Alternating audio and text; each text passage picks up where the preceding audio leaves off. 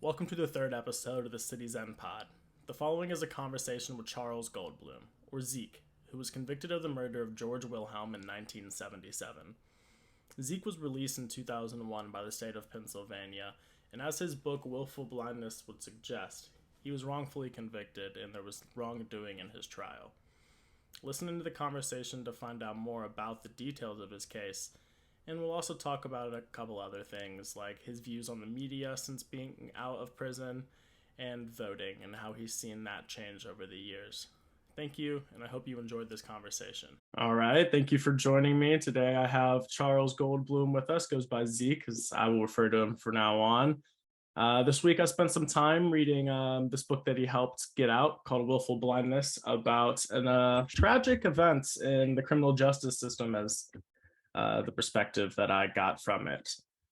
Zeke, I just wanted to first provide a little summary and what I gained from. I wasn't able to read the whole book, but I got a good chunk of it and read a lot of online articles and videos about the situation that had gone on. But I think the year was 1976, where there was a murder that occurred in Pittsburgh. But there was a little bit of history before that murder and how you were perceived to have been connected to that murder of George Wilhelm, the murdered party. But George Wilhelm had come into a whole bunch of money from I don't recall exactly how. Sorry about that. But he was looking to acquire some federal land with that money, and acquainted with who the book says was the murderer, and you agree with to be the murderer, Clarence Miller, to purchase this land he wanted to mine jewels from in North Carolina. Funny enough, I'm actually in North Carolina now. And then Miller introduced Wilhelm to Debo, who created this fake deed to buy the land. But then after he had purchased the land he had given them $21,000, Wilhelm went to tell his friend about the land that he had acquired, who his friend then told him that that was impossible, it was federal land, and that those documents were faked. Wilhelm then goes to the FBI to complain about the fraudulent deal that had taken place.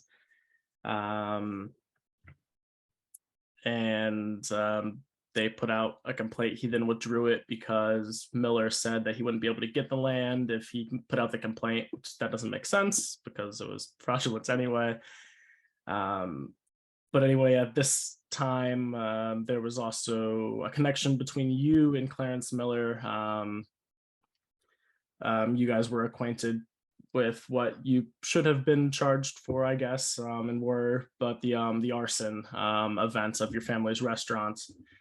He was commissioned to do that, and he then tried to use that as leverage in this murder case to pin you for it instead of him getting in trouble for it, where Wilhelm was brought in a second meeting between all of y'all to try to figure out this land deal, and Miller then stabbed Wilhelm quite a few times. I saw differing numbers from 23 to 25. And then he was thrown off the edge of this parking garage where Wilhelm made his dying declaration to the police that Clarence Miller had killed him.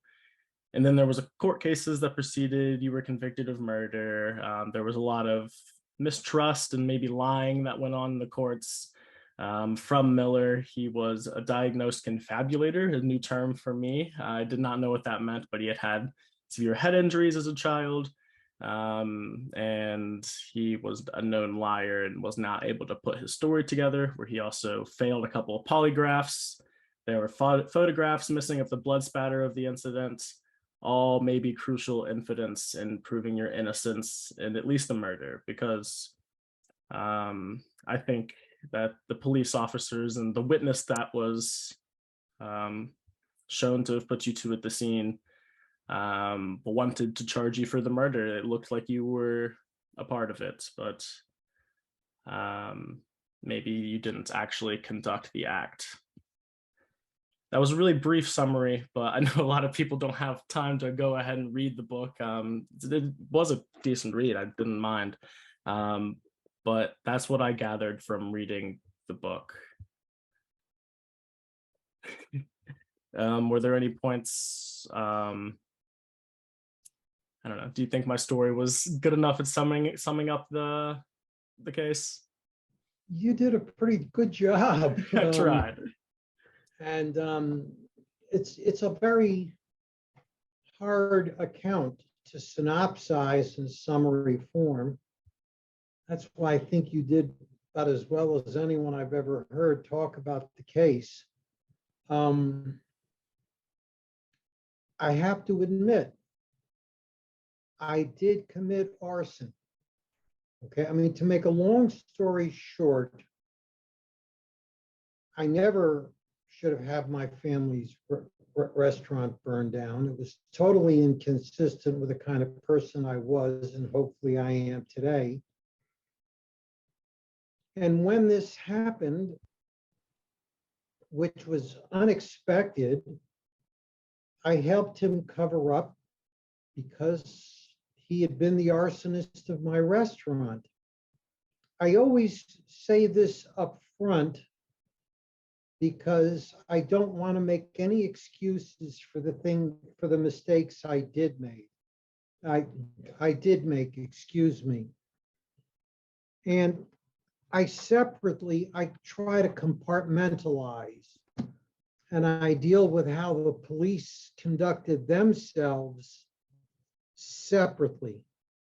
And my main argument is that my mistakes should not have ethically or morally authorized them to do the dishonest things that they did.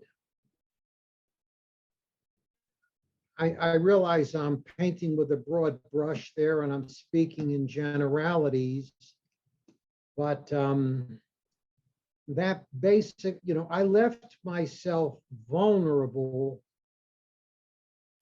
to some police that were willing to exploit the situation to enhance their careers. And How do you think? I'm sorry, go ahead. No. How do you think? You said the man that you were. How do you think that transpired into the events? Because as I understood it, you were a young professional trying to make his way into being a lawyer and having a career in that direction. Is that correct? Yes. Yeah. So for me, when I hear somebody is trying to become a lawyer, I hear that they definitely have a deep sense of logic, reasoning, and thought, and they're most likely a caring person. It's not an easy job to be a lawyer, long hours, and people not happy with you all of the time. How do you think that played into your involvements in like the events that transpired? Well, to be really honest, and I have to be self-critical,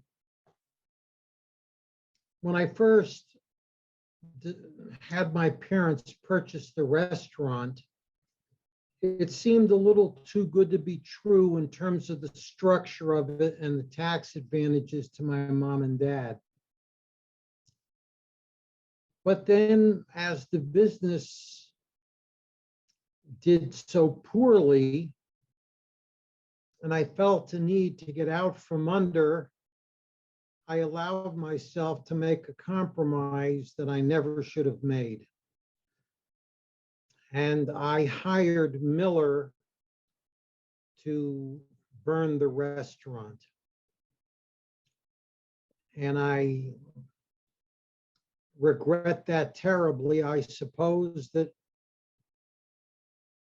what prompted me to do it, and I'm not making excuses, I want to make that clear, was the fact that my parents were the owner of the building.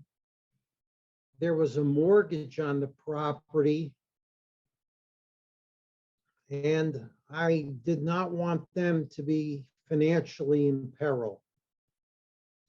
And so I guess, and that's no more than an excuse. It's not even an excuse. It's just a reason. that I did something that normally I never would have done. Yeah, it definitely sounded like there was a tight position that you were put into. And the book also went into a little bit of understanding how Miller had stated, possibly falsely, correct me if I'm wrong, that he then instructed Wilhelm to actually commit the arson. But at the end of the day, it was actually Miller, but he was trying to then again give or put Wilhelm in a position where then you would have had a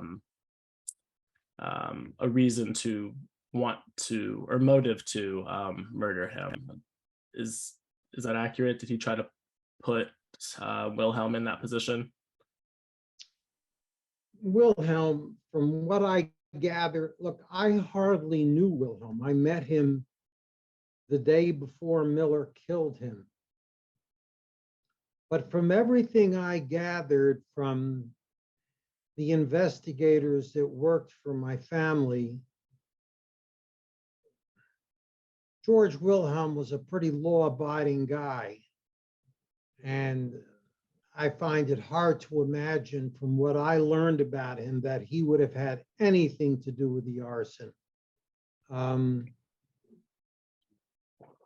I saw Miller shortly before he burned the building down, and no one was with him.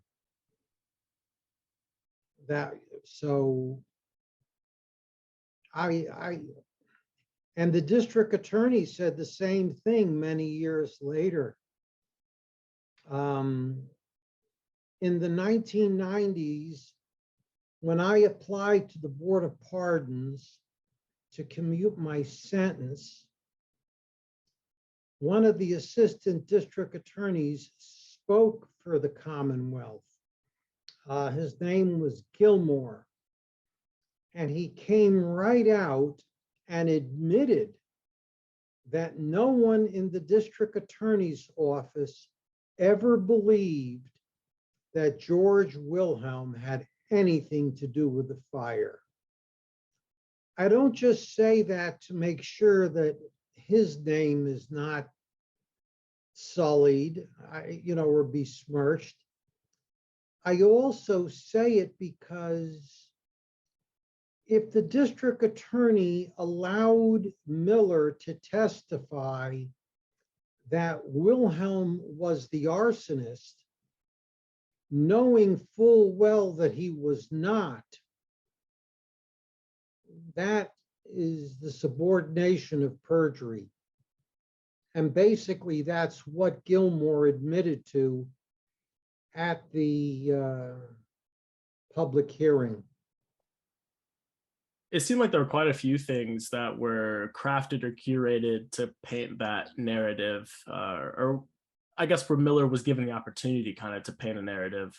Known as somebody that was a liar and known to outstretch results of outcomes, he was able to paint the narrative that you were this grand conspirator behind everything, that you were operating not only in the arson, which you were, but also in the land fraud that was going on. That combined with how, I guess, the prosecutors went about their work and the police department with evidence missing. There were photographs that were taken of the vehicle where the murder took place that had evidence of blood splatter and who would have likely have been the murderer in this case. And that those photographs were have known to have been seen by detectives, but then at the time of your trial didn't ever make their way in there.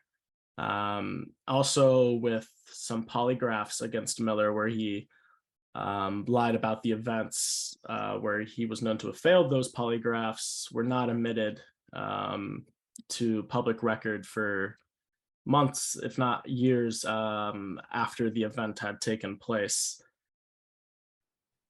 And I think this is why the DA then, and I think it was a judge that said that they were nightmared from or haunted from the decisions made, because whether or not that you were part of this murder or not, there was just a lack of due diligence in the courts and how evidence should have been proceeded with the knowledge that they had, and then it felt like it wasn't accurately displayed in the courts. I guess that's the biggest injustice that I gathered from the book, and why it's called Willful Blindness. I guess everybody was on board knowing that Miller was not being truthful in the matter. But what did the police or the courts benefit from allowing Miller to testify knowing that he was perjuring himself? Like, just to convict you? What was their reasoning? I don't think it was just to convict me. And to be honest with you, I'm really not sure. Let me just backtrack for a second. Where I came up with the concept of willful blindness, as you can imagine, over the years while in prison, I spent a lot of time reading case law. And I read some cases, one in the Supreme Court of the United States, and it talked about the concept of using willful blindness as a means of proving criminal intent. And without getting into all the details, because I'll end up boring you to death, I use that as a basis. I don't know if you read the introduction of my book. Yes. That's the part I wrote, where I really lay out what I believe the authorities engaged in. They looked the other way. I want to try to present this without going into too much minutia. The prosecutor, when he spoke to the jury, said to them that Clarence Miller lies a lot. And quite often, he's not even aware that he's lying. Now, like you, I had no idea what confabulation was. I learned about that after the fact. But that's important, because when a prosecutor knows that his own witness is not being truthful, he's not supposed to present his testimony. You cannot, a lawyer on either side is not supposed to knowingly present false testimony. And that's what happened here. So that's where willful blindness comes in. Now, to make a long story short, well, I'm trying to. My lawyer at trial, David Rothman, suspected that something was wrong with Miller and asked him, have you ever been hospitalized? Have you ever been injured? And Miller denied that. Now, as I told you before, Dixon, the prosecutor, told the jury, he left a little crumb. He said he's a liar, and he quite often doesn't know when he's lying. So then I got convicted. But before Miller's trial, his lawyers tried to have all of his confessions and statements to the police suppressed. And the reason they gave was, and this is, they claimed this for the first time. They said, he is a confabulator. He had a brain injury. So the courts turned down the suppression and he was convicted. My lawyers then moved for a new trial based on after discovered evidence. And the courts ultimately turned me down on that also. I can't make sense of that. I'm just giving you the background. I don't think that they had it out for me so much as they were trying to protect others. And I can't tell you, to this day, I cannot say what I really think their motives were.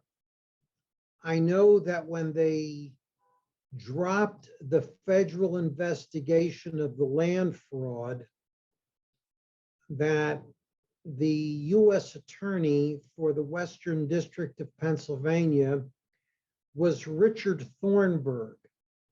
And he went on to be governor of Pennsylvania and later Attorney General of the United States. He probably should not have dropped that investigation. Perhaps that was a reason. And perhaps he dropped that investigation to benefit a Republican senator at that time, Richard Schweiker. But you got to remember, at that time, I was a new lawyer. I was really a nobody. I don't think that anybody had it out for me. So I think they were trying to help themselves, and I was just collateral damage, for lack of a better way of saying it. I don't know if I've clarified things for you or not, but.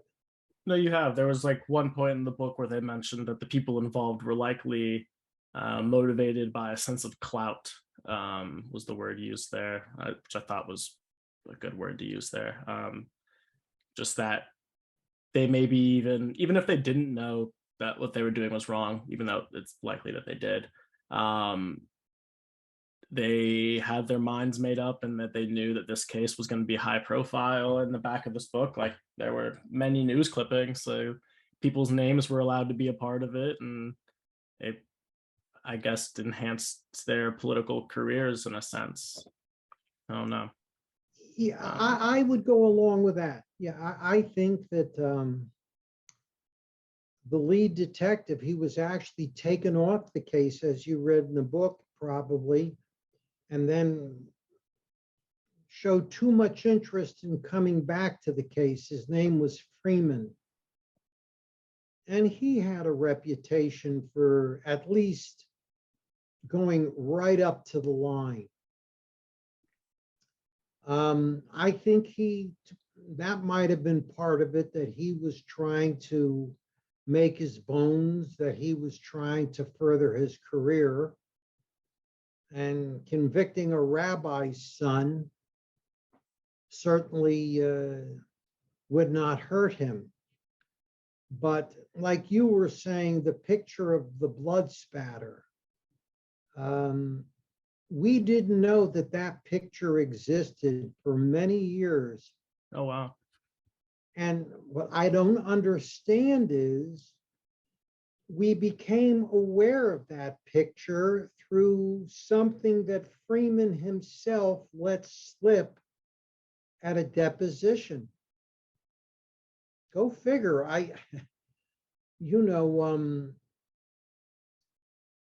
It was accepted practice to always photograph evidence before you moved it, including the blood spatter. So at trial, there was no picture of the blood spatter, but it was Freeman who described it. And then later, the dishonest acts were mostly connected with him. So there's conflicting pieces of evidence that to this day, I can't resolve clearly. I don't know if you got to the point in the book where they discuss the missing records. Are you aware of that? Yeah, that was the last thing that I had read. Yeah. Well, Um, if you look at the experts, what they said was the chances that all these different records from different archive locations would go missing was, I don't know, 1 in several million. it's hard to believe, especially when it happens to you. If the odds are that low, to think that then it was just a coincidence for that to happen. Yes. I really, for the most part, just don't think about it anymore because I don't think that I'll ever get an answer. There's just too much missing. And sometimes you just have to move on, I guess. You know, maybe an official answer you'll never get, but I think you'll know at least how you feel about it, and I think that's what matters for sure. Um, Well, I think it's not just how I feel, it's how people perceive me. oh yes, of course. I really hate being called a murderer. I didn't hurt anyone. I've never been an aggressive person. And that hurts. You know, that's one of the reasons I plan to either go back to the Board of Pardons or go back to court to clear my record. I'm not asking to be cleared of the crimes I actually committed. I did commit arson, but I'm not a killer. I've never been a type of person to steal or commit fraud. And I would like that off my record. I think that'd be ideal. As far as like how you did get out, what I saw and read and was privy to, I guess, is interesting in the sense that it could possibly still have political implications. From the way that like I saw it is John Fetterman, who's actually running for governor in Pennsylvania now. He was responsible for getting you out. He was working at the district attorney office at the time. No, no. No. Okay. He's Well, I running guess I for got. the Senate. Okay. The Attorney General, Josh Shapiro, was running for governor. They both Okay. were on the Board of Pardons, and they both voted for me. And then the governor sat on my case for more than a year before he finally decided to let me go. How did that ever end up on their desk? Who did you have? Were your lawyers still working with you, your family, or I don't know how that actually happens. Well, I had a great support system of friends and family. Actually, when you apply for clemency, at least in Pennsylvania, it's not so much a legal thing. And my lawyers did not have very much to do with it. I mean, they're terrific people and they've helped me in so many ways. But the clemency application, I basically did myself, and my family and friends really went to bat for me. That's awesome that you had that for you. As I do know, like there. Oops, sorry, I got a little pop up on my screen. Cut that part out. um, I think your case has more general and broader applications to commentary on our criminal justice system. That there's a lot of people. I guess maybe not a lot. I like to think that our criminal justice system does a good job of putting the correct people behind bars, but there's certainly some people that don't belong there, and don't get out for either crimes they didn't commit or maybe a crime that was hyped up to a way to put them there for longer. For me, that means for me and people of my community, I see the prison system as just arresting a lot of people for stuff that's not of interest. I guess I'm trying to allude to marijuana charges, I guess. But I think there's a lot of people in prison for drug related offenses like that um, maybe don't belong there as well. But I wanted to know, and I guess ask you, your having gone through your situation and being wronged by the criminal justice system, do you have faith that it works properly? And I guess I'd start with that question. Do you have faith that the criminal justice system works properly? Not really, no. It works well most of the time.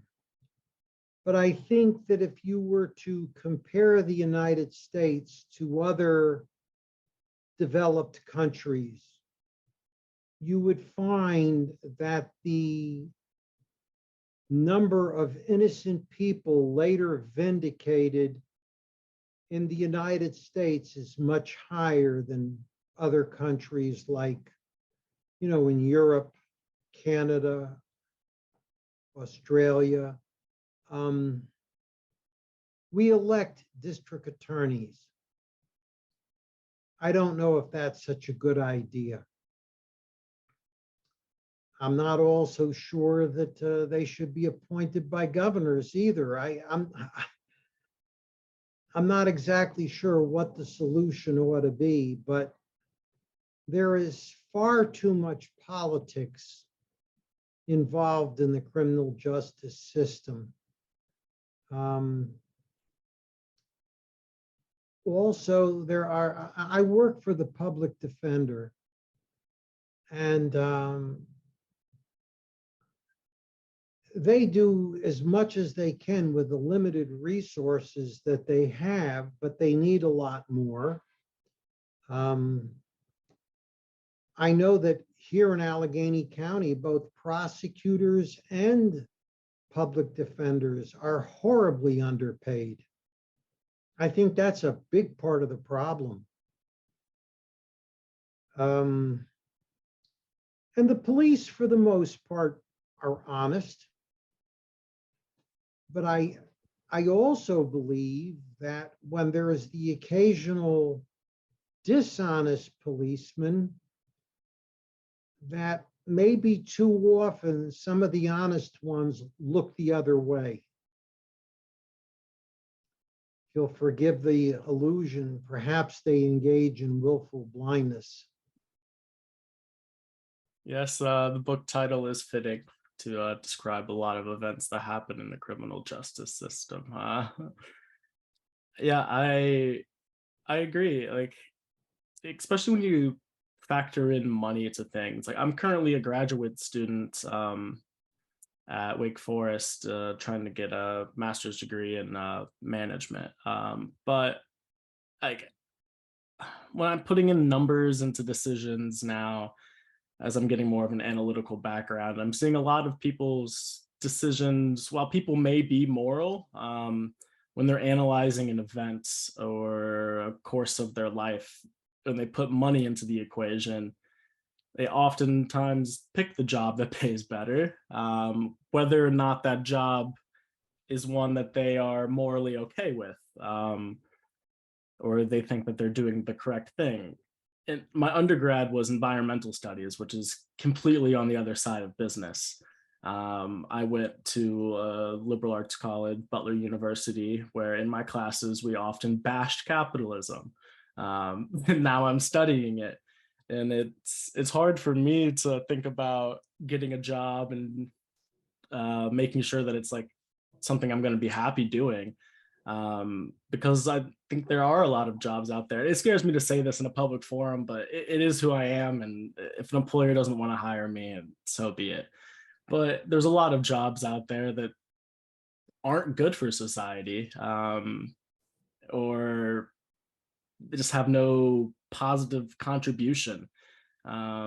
Whether this is using resources in an inefficient way or using your position of power in politics to just further your career at the expense of others. There's a lot of high paying jobs that do that.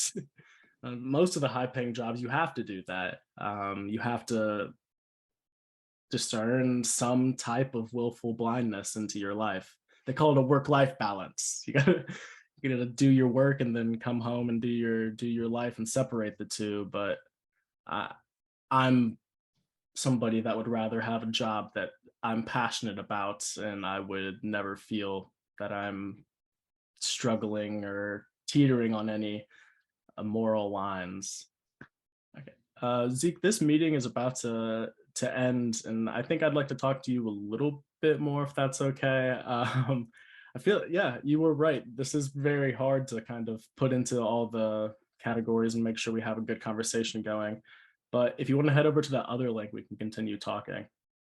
Okay, so we're gonna disconnect and reconnect just like last time. Yeah, I'm sorry that I have to do that. I don't have that premium feature yet.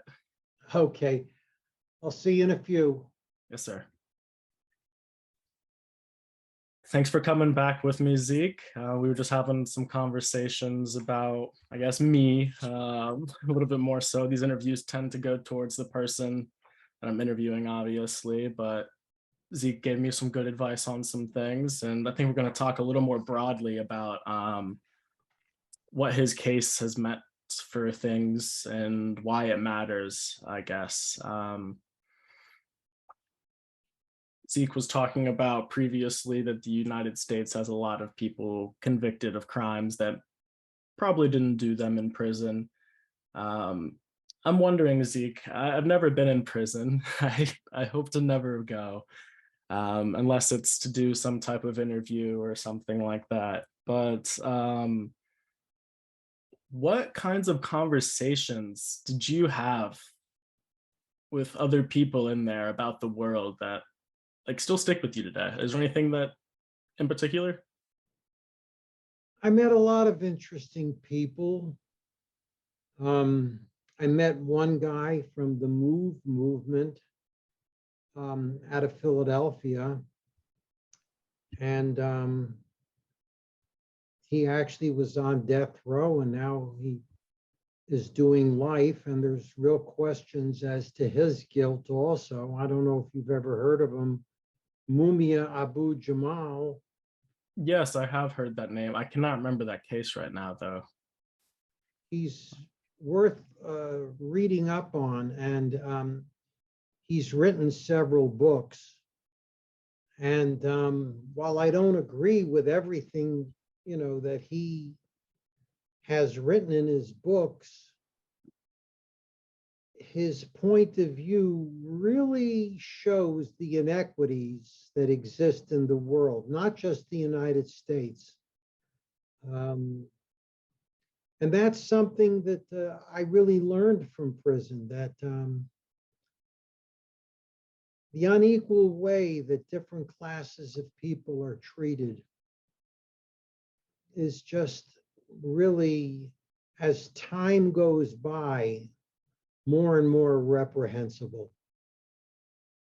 I met people in prison that I walked away from thinking, gosh, they really belong here also. So, prison is you're sequestered from the world, and you have to a certain extent, bring other things into your world to keep yourself on an even keel. In my cell, quite often, very often, I would just leave the news on.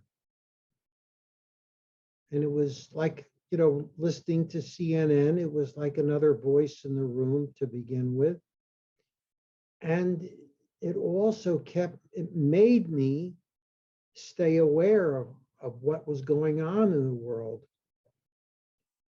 for me also, I read a newspaper every day, and that helped immensely. Have you seen, being so tied up with the news, I myself, I listen to, uh, I guess, 3 podcasts a day that are about news. I listen to NPR Up First every morning while I'm in the shower, getting ready. And then as I'm walking to school or taking the shuttle, I listen to the Wall Street Journal's What's News.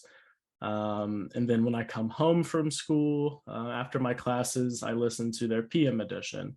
That's how I personally like keep up with the news. And I also watch YouTube videos a lot that are about current events. But since you had such a long time like partaking in and consuming news media, there's a lot of conversation today about how it's the worst it's ever been, with lies in the media and people just wanting to use their platform to sell things. It's marketing now. How did your perception from a place where you weren't really like interacting with the news as much change of the media through all those years? Well, I noticed certain things about people in general in the last 25 years, let's say. And that is that somehow a substantial number of people became mistrustful of mainstream media. And you start to ask yourself, why is this happening? Because that's something I never experienced. And there's a variety of things that have happened.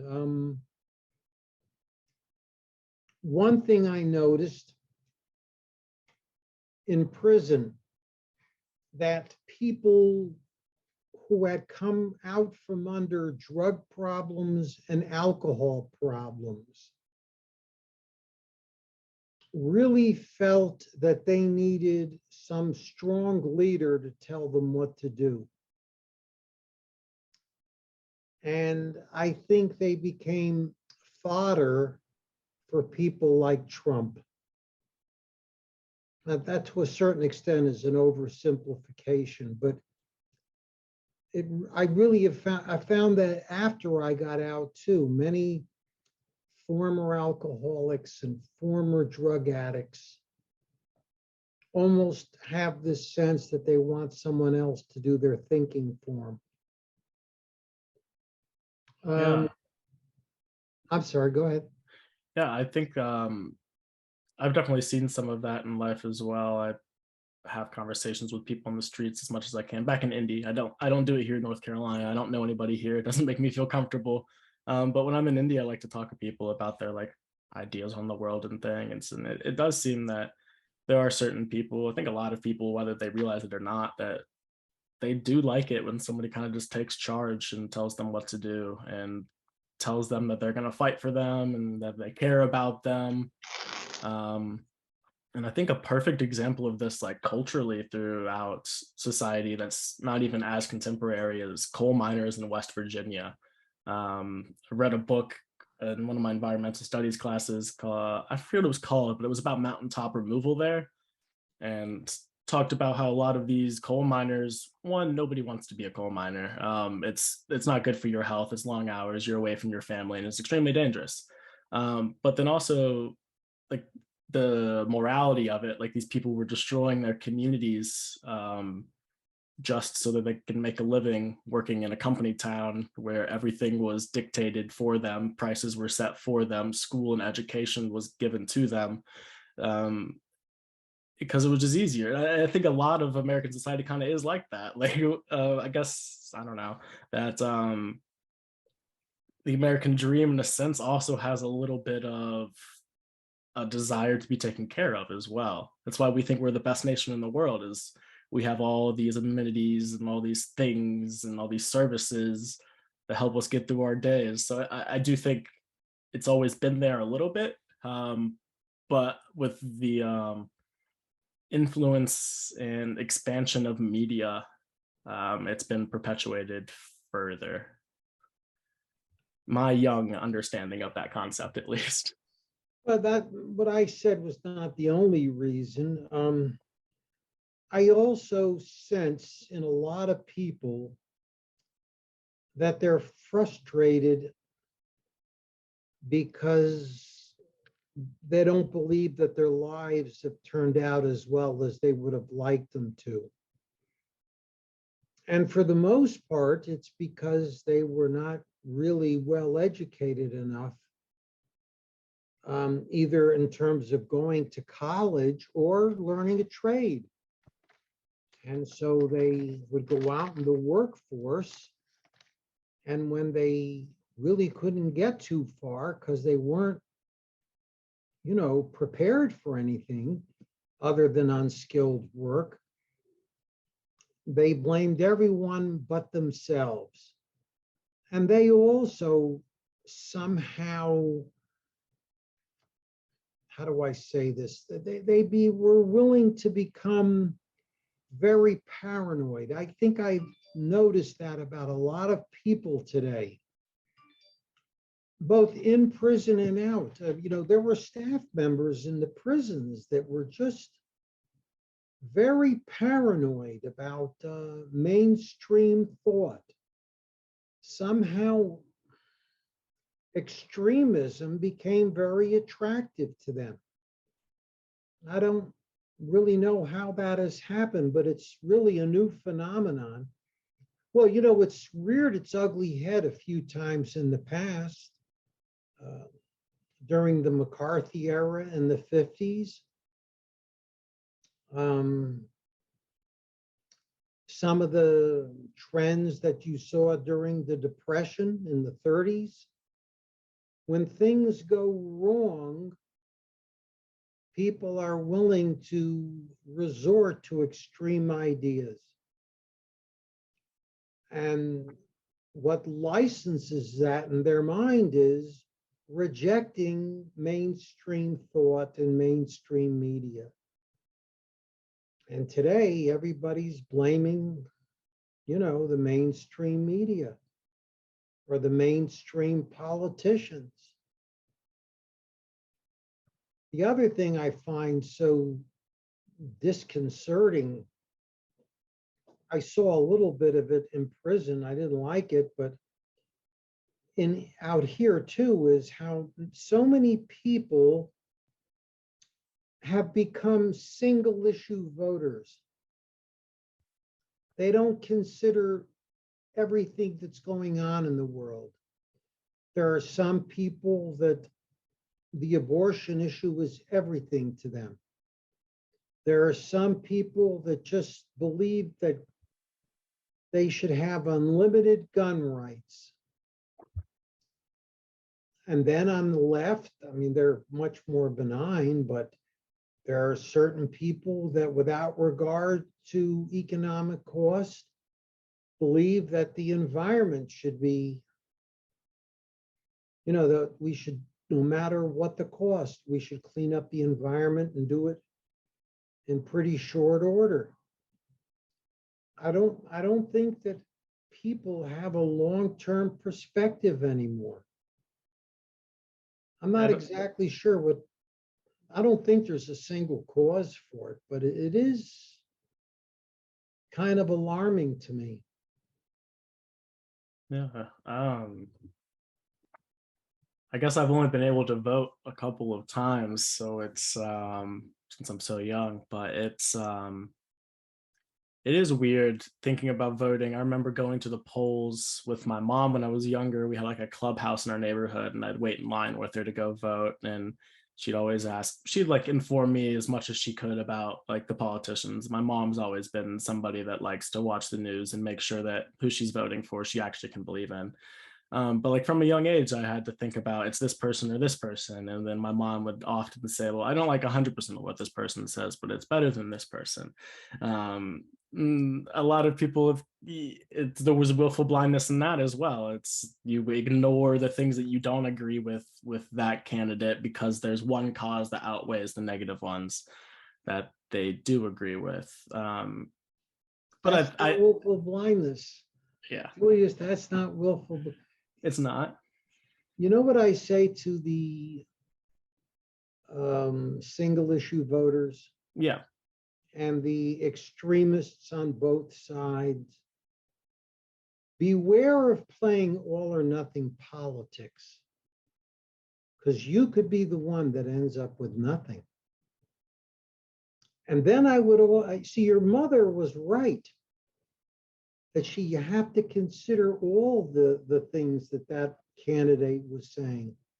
And I would also say to an all or nothing candidate, or all or nothing, proponent, are you really committed to democracy? If you really want it all your way, what about the person who disagrees with you? What are you willing to leave on the table for them? So your mom was right. Sure, there's things that a candidate may say that I disagree with, but if I agree with him or her on most things, then I could find a way to vote for them. I get that. I guess I was thinking it was willful blindness in the way that there's things that you ignore, but I guess there's not as big as a consequence in this sense, I guess. Yeah. If you look at your mother's example, she wasn't ignoring. Accepting, I guess. Yeah. And I'm willing to accept some things I disagree with if there's a majority of things that I agree with. Mm-hmm. I don't like guns. Now, if one candidate were to come to me and say, I'm going to get rid of all the guns right away, and I say to myself, well, this guy's not going anywhere in Congress with an idea like that. And another candidate comes around and says, look, let's see what's actually doable. What kind of law can we get passed that will give something to everyone? I find that much more appealing. It is. Taking considerations from both sides and meeting in the middle somewhere is how politics go forward. Yeah. I think it's hard for some people because they have such deep feelings about a certain cause. Go back to abortion per se. That is their line, and if a candidate's not going to allow them those rights, then they're not going to agree with anything that they say. Well, in that regard, I understand some women that are pro-choice, that for them it's a sine qua non issue. Yeah, I think that one's a little bit of an outlier in the sense of politics, that some people do feel that like that, or I feel like that it is taking away somebody's rights, and whether or not somebody did believe or believes that abortion is not good. I don't know. It's been provided and allowed in this country and written in law that it is allowed. So to take that away is interesting, to say the least. But I think it's irresponsible. Who's responsible? I think after so many years of letting it be the law of the land, to now try to prohibit it and put so many people in lower income categories at such a disadvantage, I think that's wrong. I really, I'll give you a very good example. I'm one of 5 children, and my mother, when she was pregnant with my youngest sister, it was not an intended pregnancy. And my mother ultimately decided, look, I can't abort this. And she carried my sister to term. But in politics, if anybody was pro-life, my mother shut it down and said, no, that's my decision.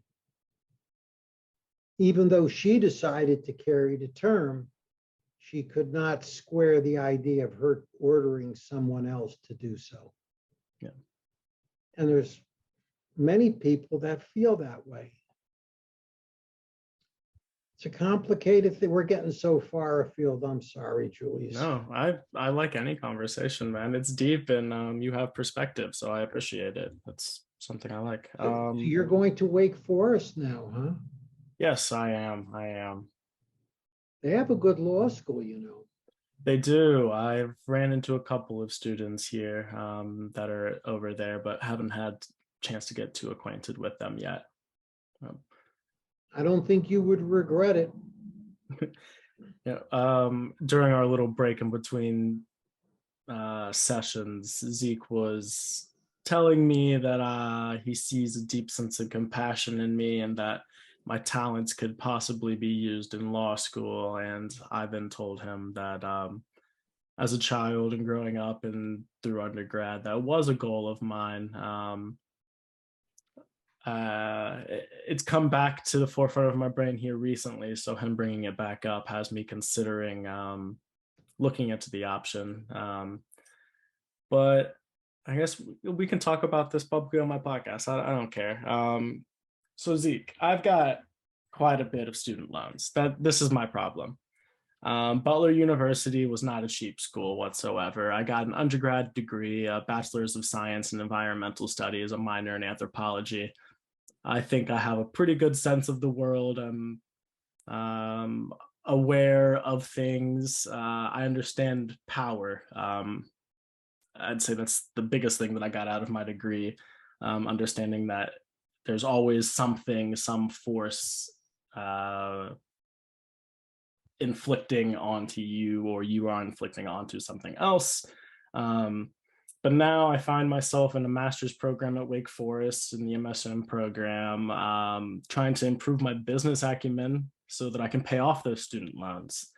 The problem with going to law school for me is that I don't have the financial means to do so. I don't want to take out that many more loans. When thinking about and putting into perspective whether or not I should go to a business school and take out more loans for this, I justified it for me to better pay off my loans in the quickest amount of time and increase value for myself. I needed to go to business school, one, so I could get a better paying job, and two, I could develop skills of personal finance. So I guess I need to sit down with myself and put a goal and then put steps to get there. Law school could be a part of that, Zeke. It could. But that's, I guess, me just telling you a little bit more about my situation. Finances have a big hold on my decisions in my future.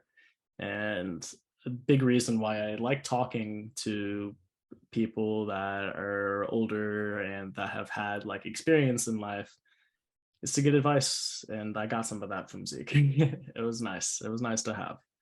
Let me put another idea in there for you. Yeah.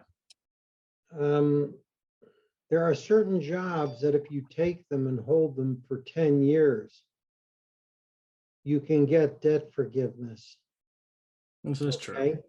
Now, if you become a public defender in my county, yeah, the starting pay is terrible. It's not even $50,000 a year. But if you work there 10 years, and hypothetically, let's say you owe $100,000. If at the end of 10 years you get debt forgiveness, that's like you made $10,000 a year more. I think you could be happy doing that. You could become a prosecutor and still get that. If you became a teacher, you could get debt forgiveness. You need to look into that. Mm-hmm. See what's available that way. The other thing that I would, and again, we're digressing, if you're going to keep going educationally, I think you've got to go to a state school. Okay, Wake Forest is a great school.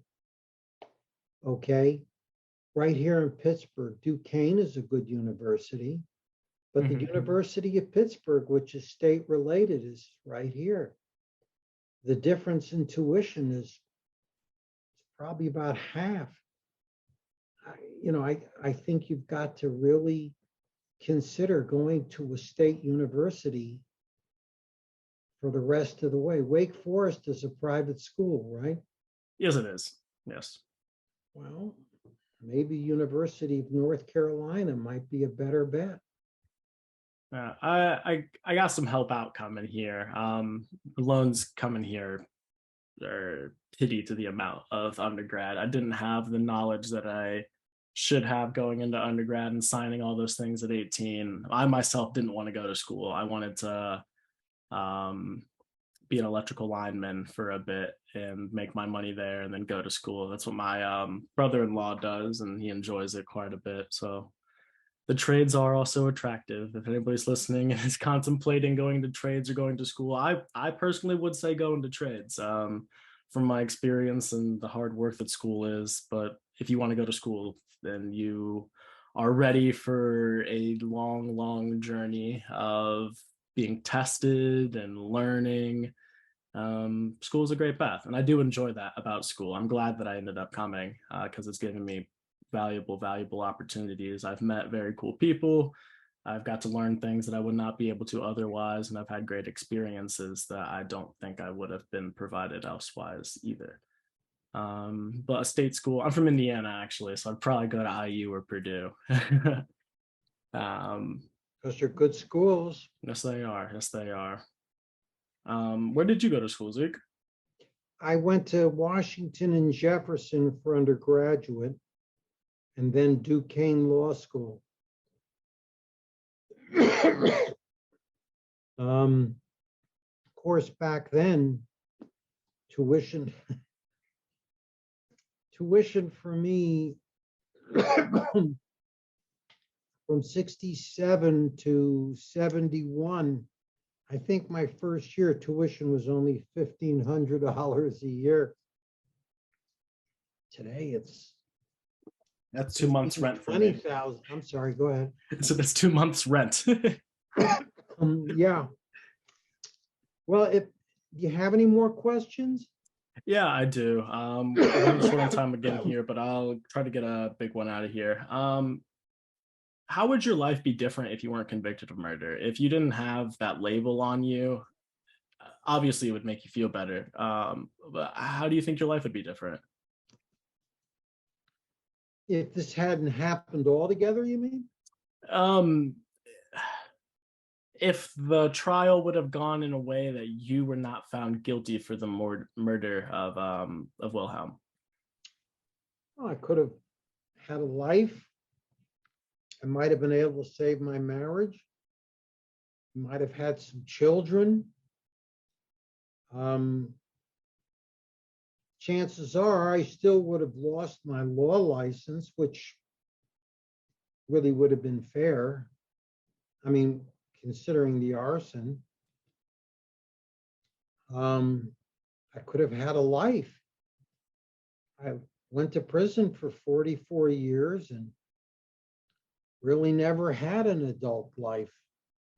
Hopefully I can stay healthy for some more years and keep working and get something on, the last part of my life. But yeah, if this hadn't happened to me, I could have had a complete life.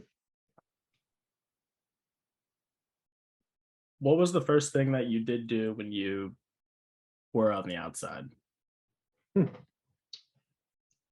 Well, I was in pretty bad shape physically. I walk with a cane and I just had a hip replacement. And a good friend of mine, who was also a commuted lifer and innocent, we went out for a walk and we went downtown. I got on the train. That was, they didn't have an underground train in downtown Pittsburgh when I first went to prison. But just walking around out in the outside world, it was kind of shocking. And then we went and got some food at McDonald's. That was also a new experience. And then I just started taking things, a little bit at a time. I realized there was just a lot I had to acclimate myself to. I remember when I first got a phone, that was shocking. My friends took me to the AT&T store to get a phone. Wow. Yeah. Well, it was recently. Is it a smartphone? Yeah. It is an iPhone. We have blue messages. Yeah. That is very interesting for me to think about because a lot has changed since the 70s, quite a bit. Yeah, many cycles have happened since then. I also wanted to ask you, do you know how Clarence Miller died? Because he died in prison. Yes. Well, I think that he had something wrong with his heart.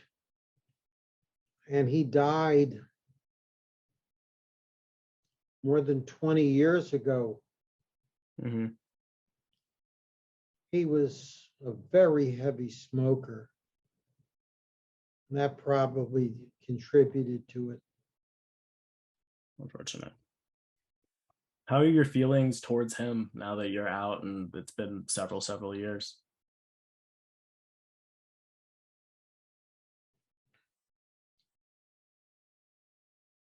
I don't have any real affection for the guy, that's for sure. But he's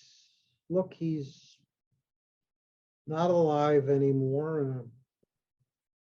For the most part, I just don't think about him, Mm-hmm. I feel bad for his family.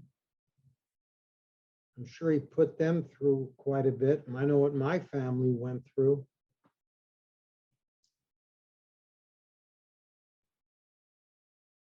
That is challenging for your family, I'm sure, as well. Are you still connected with your family now that you're out on the outside? Yes, they've been wonderful. Great. I'm going to visit them this coming week. They gave me permission to travel to Maryland. So they live in Baltimore, Mm-hmm. and I'm going to go be there for Rosh Hashanah. What type of restraints do you have now that you're out? Do you have what rights do you not still have or abilities? Well, I'm allowed to vote. I have a job. I'm on parole. I see my parole agent every once in a while.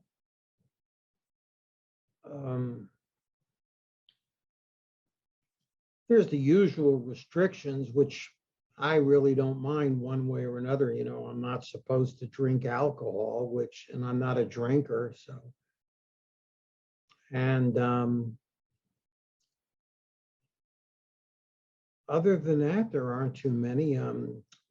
I assume that we're not supposed to be. I mean, I'm always in early as it is anyway, Mm-hmm. my age, because I wake up quite early and go down to work. But I think for a person like me, it's not anything that I really mind. I'm glad for that then for you. It sucks that you had this tragedy happen to you already. And it's nice that I guess you're not too restrained or still tied up after getting out. And you talked about paranoia a little bit previously. We've got just a minute left here. I just want to ask this one last question. Does it bring you any paranoia now today that somebody's still wanting you back there? Anybody wants me back in prison, you mean? Yeah. No, I don't think any. Good.